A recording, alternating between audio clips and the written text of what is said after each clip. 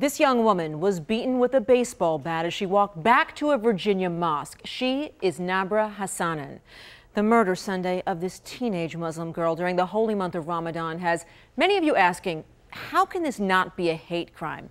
It's a complex answer, so let's unpack this.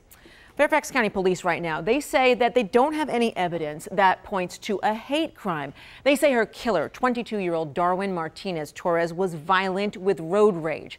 Fairfax County's prosecutor says he's not ruling out hate as a motive. Some sources report Nabra's father, Nabra Hassanen, says he thinks she was attacked for being Muslim. And CARE, the Council on American Islamic Affairs, is urging police to look thoroughly into it. Tonight, religious leaders came together and said they trust police and trust they'll do the right thing. Stephanie Ramirez brings us the story of a community united in grief.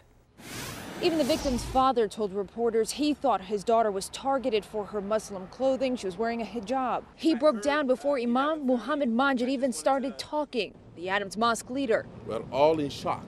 But the victim's father stood by the leaders as Chaplain Joshua Salam gave their answer to the frustration over police not immediately calling this a hate crime. The relationship that the Adams Center has with local law enforcement is a relationship of trust and respect. Today's news conference was not only to set the record straight, but to also show that there is interfaith support. Rabbi Michael Holzman says 17-year-old Nabra Hassanen went to the same schools as his loved ones. The idea that this kind of hatred and rage exists in our community terrifies all of us, and it breaks our hearts. Her murder happened within the last 10 days of Ramadan, one of the holiest months of the year, when Muslim leaders say their focus is on God and of doing good things. Having this tragedy coincide in the time of Ramadan, it resonates that feeling even more. It's what Salam says Nabra did. She always told them to give to people who are in need, even if it's your last dollar. Emotions have definitely deepened tonight, with everyone now preparing for tomorrow's funeral services that begins at 1:30, and then there's a huge community vigil planned